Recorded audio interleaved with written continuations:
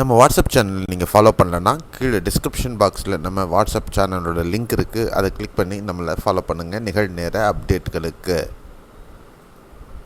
Hi, வணக்கம், good morning, welcome back to Rainman studio. இது உங்கள் வெங்கடேஷ் எம்ஏஎஸ் ரெயின்மேனின் தனிப்பட்ட வானிலை அனுமானம். அஃபிஷியல் ஃபோர்காஸ்ட் இந்திய வானிலை ஆராய்ச்சி மையம் மற்றும் அரசின் சார் அறிவுரைகளை பின்பற்றுங்கள். அதே நேரத்தில் நம்ம சேனலை சப்ஸ்கிரைப் பண்ணலாம். சப்ஸ்கிரைப் பண்ணிவிட்டு பக்கத்தில் இருக்கிற பெல்லைக்கான் தொட்டு ஆல் நோட்டிஃபிகேஷன் எனேபிள் பண்ணிக்கோங்க.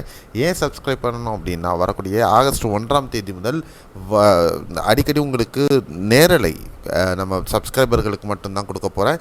ஸோ கண்டிப்பாக நம்ம சேனலை சப்ஸ்கிரைப் பண்ணிவிட்டு அந்த பயனை நீங்கள் பெறுங்க, முற்றிலும் ஃப்ரீ. மேலும் இன்றைய வானிலை அனுமானம் பார்க்குறதுக்கு முன்னாடி இந்த மலைமானியை நீங்களும் வாங்கி யூஸ் பண்ணணும் அப்படின்னு நினைக்கிறீங்க. ஏங்க மழையே வரல, எதுக்குங்க மலைமானி கேட்குறீங்க? இல்லைங்க, 1ஆம் மழை வரப்போகுது. ஸோ கண்டிப்பாக நீங்கள் மலைமானி வேணும் அப்படின்னா வாங்கி வச்சு உங்கள் வீட்டில் எவ்வளோ மழை வருது அப்படிங்கிறத செக் பண்ணணும். அப்படின்னா கீழே டிஸ்கிரிப்ஷனில் அமேசான் லிங்க் கொடுத்துருக்கேன், கிளிக் பண்ணி பர்ச்சேஸ் பண்ணிக்கலாம். இன்றைய வானிலை அனுமானம் 28 ஜூலை 2025. ஒரு ஆழ்ந்த தாழ் மண்டலம் புரட்டி போட்டது எல்லா இடத்தையும் அப்படின்னு நம்ம சொல்லலாம். ஸோ அது இப்போது மத்திய பிரதேசத்திலிருந்து நகர்ந்து ராஜஸ்தான் மற்றும் குஜராத் பகுதிகளுக்கு அருகாமையில் மத்திய பிரதேசத்தை ஒட்டி நிலவிட்டிருக்கு.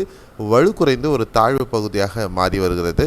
அதே நேரத்தில் இந்த மேற்கத்திய காற்றினுடைய வருகையும் வீக்காக ஆரம்பிச்சிருக்கு. ஏன் அப்படின்னு பார்த்தீங்க அப்படின்னா, இந்த சார்ட்டை பார்த்தா உங்களுக்கு தெரியும், ஒரு சப்ரஷன் ஃபேஸ் அப்படின்னு சொல்லக்கூடிய ஒரு எதிர்மறை அமைப்பு உருவாகி இருக்கிறது இந்திய பகுதிகளில். அதாவது எம்ஜிஓனுடைய நீட்சியானது ஏற்பட்டிருக்கு. எம்ஜிஓ இத்தனை நாள் இருந்தது, இஆர்வேவும் இருந்தது, அதனால் சுழற்சிகள் வந்து கொண்டே இருந்தது, மழையும் பதிவானது. இப்போது இந்திய பகுதிகளிலும் சரி, சென்ட்ரல் பசிபிக் பகுதிகளிலும் சரி, இந்த எம்ஜிஓ நீட்சியடைந்து அட்லாண்டிக் பகுதிகளை நோக்கி சென்று கொண்டிருக்கிறது. ஸோ இதன் காரணமாக அடுத்த 2 வாரங்களுக்கு தென்மேற்கு பருவமழையில் ஒரு தொய்வு ஏற்படும். இந்த அமைப்பு, இந்த தாழ்வு பகுதி அமைப்பும் மறைந்து இந்த பருவமழை அச்சாணியானது இமயமலை பகுதிகளில் அடுத்த ஓரிரு நாட்களில் சென்றுவிடும். அப்போது 1 முதல் நம்மளுக்கு வெப்பச்சலன மழை வர இருக்கிறது. அடுத்து ஒரு வளிமண்டல மேலடுக்கு சுழற்சியானது இலங்கை அருகே தமிழகத்தை ஒட்டிய வங்கக்கடல் பகுதிகளில் அடுத்த வார இறுதியில், அதாவது இந்த வார இறுதியில் உருவாகிறதுக்கு வாய்ப்பு, அதாவது 6-7 தேதிகளில் உருவாக வாய்ப்பு இருக்குது அப்படின்னு சொல்லி வானிலை படிமங்கள் கணிக்கின்றன.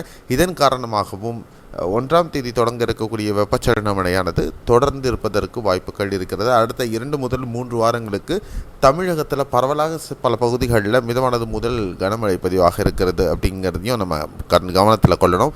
அதே நேரத்தில் புது எம்ஜிஓ பல்ஸ் 3வது வார இறுதியில் ஆப்பிரிக்க பகுதிகளில் ஃபேஸ் 1 தொடங்க வாய்ப்பு இருக்குது. அதன் காரணமாக ஏற்படக்கூடிய மழை நிகழ்வு மீண்டும் தொடங்கும். அதுவரை அந்த 3 வார காலம் தமிழகத்தில் ஒரு தமாக்கா வாரமாக இருக்கிறதுக்கு வாய்ப்புகள் அதிகம் இருக்கும் அப்படின்னு நம்ம எதிர்பார்க்கலாம்.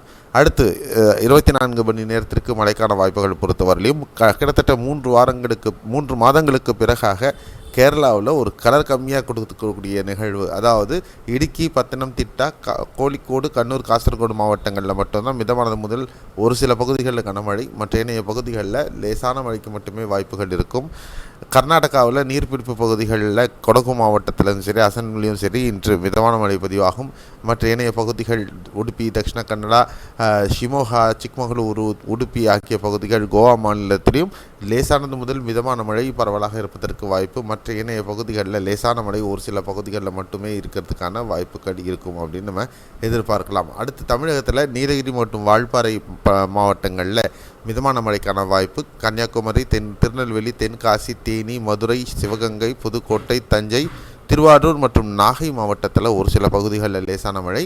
சென்னை, திருவள்ளூர், காஞ்சிபுரம், செங்கல்பட்டு, விழுப்புரம், பாண்டிச்சேரி மாவட்டங்களில் சில பகுதிகளில் மட்டும் லேசான மழைக்கான வாய்ப்பு இருக்கும். பகல் நேர வெப்பநிலையானது தமிழகத்தில் மீண்டும் பரவலாக அதிகரிப்பதற்கு வாய்ப்பு. சென்னை உட்பட பார்த்திங்கன்னா 35 முதல் 37, 38 டிகிரி வரலையும் அதிகபட்ச வெப்பநிலை சில வாய்ப்பு இருக்கிறது. உட்புற தமிழகத்திலையும் 35 முதல் 38, 39 டிகிரியை ஒட்டி பதிவாவதற்கான வாய்ப்புகள் அதிகம் இருக்கும் அப்படின்னு நம்ம எதிர்பார்க்கலாம்.